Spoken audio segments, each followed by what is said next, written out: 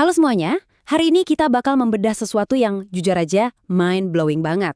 Pernah nggak sih Anda kepikiran gimana caranya otak kita secara individual itu memproses sebuah informasi dan secara mengejutkan kemampuan mikir yang sama persis ternyata bisa dipakai buat ngebongkar isu-isu ekonomi negara yang super masif. Di pembahasan materi kali ini, kita bakal merangkai puzzle itu, dari cara kerja otak sampai ke urusan negara. Siap? Yuk kita mulai. Nggak usah lama-lama, ini rute perjalanan kita hari ini. Pertama, kita bakal bahas berpikir kritis dan kecerdasan. Kedua, nah ini menarik, rasa sakit menjadi pintar. Ketiga, kita masuk ke skala yang lebih luas soal pendidikan versus kebijakan populis. Dan terakhir, kita akan bahas realitas utang negara.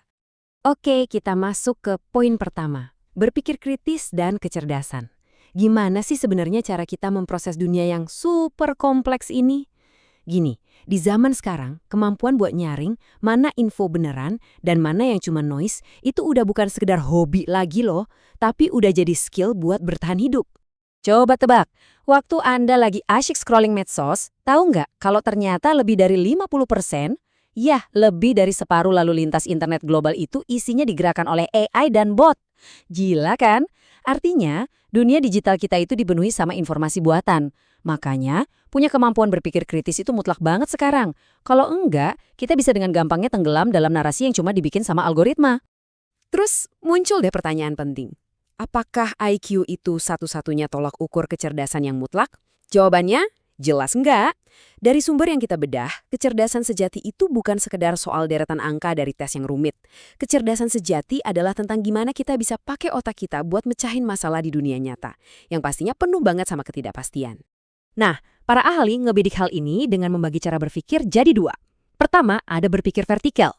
Ini ibarat kita mikir lurus aja, ngikutin buku petunjuk, langkah demi langkah. Berguna sih, tapi nggak cukup. Yang paling ditekankan banget di sumber kita adalah berpikir lateral. Ini tuh kemampuan luar biasa buat ngeksplorasi suatu masalah dari berbagai macam sudut pandang.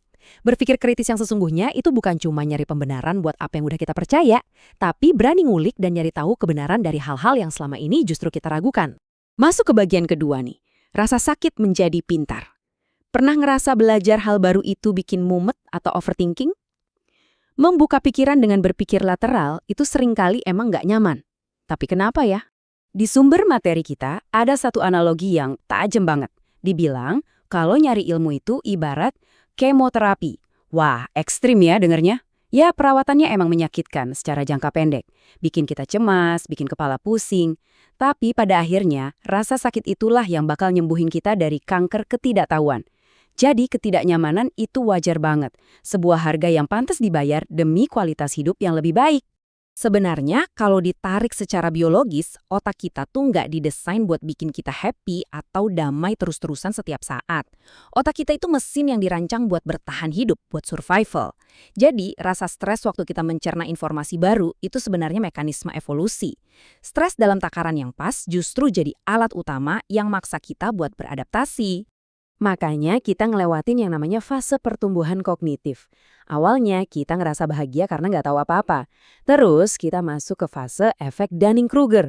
Anda pasti pernah ketemu kan orang yang baru baca satu artikel pendek di internet tapi gayanya udah kayak ahli paling top sejagat. Nah itu dia. Setelah fase itu baru deh kita masuk ke kesadaran yang menyakitkan. Kita mulai nyadar, wah ternyata banyak banget hal yang gue nggak tahu. Jadi kalau sekarang Anda lagi ngerasa capek belajar, selamat. Itu justru pertanda kecerdasan Anda lagi bertumbuh menuju kedamaian dan kemampuan mikir yang jauh lebih baik. Oke, sekarang kita zoom out ya. Kita masuk ke bagian ketiga, pendidikan versus kebijakan populis. Gimana kalau cara mikir lateral tadi kita terapin ke skala makro, ke urusan negara? Sumber kita menyinggung sebuah filosofi kuno yang mendalam banget dari Sun Tzu. Sun Tzu pernah merenung, kalau sebuah negara punya makanan, punya senjata, dan punya harapan, mana yang harus dikorbankan paling akhir? Jawabannya adalah harapan. Dan wujud nyata dari harapan itu adalah pendidikan.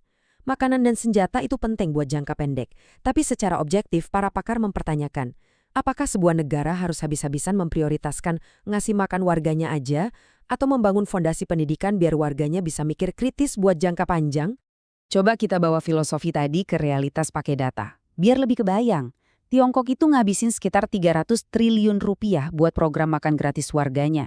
Tapi itu dialokasikan buat 10 tahun. Nah, bandingin sama di Indonesia. Anggaran yang disiapin nyentuh angka 340 triliun, cuma buat 1 tahun pertama. Data sebesar ini memicu diskusi kritis para ekonom di sumber yang kita bahas. Dengan uang sebanyak itu, apakah nggak lebih produktif kalau digeser dikit buat infrastruktur dan pendidikan? Ini loh contoh nyata menerapkan pemikiran lateral dalam bernegara. Kebijakan-kebijakan kayak gitu tentu nggak muncul gitu aja. Sumber kita ngingetin soal teori siklus pemerintahan dari Polybius. Katanya, pemerintahan itu muter. Dari monarki yang dipimpin satu orang bisa rusak jadi tirani. Terus diambil alih sama elit pintar jadi aristokrasi, yang sayangnya bisa melenceng jadi oligarki. Barulah demokrasi lahir waktu rakyat ngambil alih. Tapi awas, tanpa pemikiran yang dewasa dan kritis, demokrasi itu rawan banget terperosok jadi anarki. Makanya, ngebahas ginian itu ibarat ngebangun benteng pertahanan kita sendiri. Nah, ini dia yang paling sering bikin panas grup WA keluarga. Bagian 4, realitas utang negara. Mari kita bongkar misteri makroekonomi ini pakai nalar kritis yang udah kita bangun dari tadi. 9.600 triliun rupiah. Coba bayangin nolnya ada berapa tuh. Ini estimasi angka utang negara yang diangkat di sumber materi kita. Angka masif kayak gini sering banget dilempar cuma buat bikin kita panik. Tapi tunggu dulu, tarik nafas. Ayo kita bedah ini pelan-pelan pakai kecerdasan emosional kita. Kesalahan terbesar kita tuh seringkali nyamain utang negara kayak utang pribadi. Beda jauh.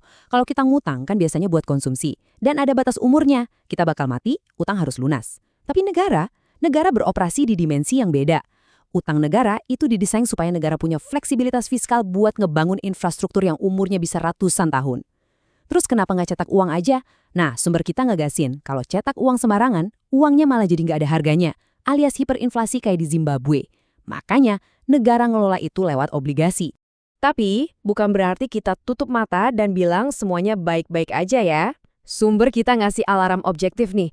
APBN kita dilaporin defisit sampai 137 triliun per bulan. Bahkan ada tren pelebaran yang bisa nembus batas aman 3%. Apalagi kalau ditambah naik turunnya kurs rupiah dan harga minyak dunia yang nggak pernah stabil. Ini tantangan nyata loh dan butuh solusi teknokratis yang benar-benar dipikirin matang, bukan sekadar janji-janji manis politis. Terus solusinya gimana dong? Tenang, para ahli udah nawarin perbaikan sistemiknya. Kuncinya ada di restrukturisasi APBN besar-besaran. Pangkas tuh fasilitas pejabat yang nggak esensial. Dan yang paling penting, basmi markup pengadaan barang. Di materi ini sampai disorot loh kelucuan soal markup harga laptop sampai sepasang kaos kaki yang dihargai Rp100.000. Bayangin aja, kalau kita bisa nyisir kebocoran yang cuma 15-20% ini, terus dananya digeser ke sektor yang beneran produktif, itu udah bisa nyelamatin banyak banget krisis di negara kita.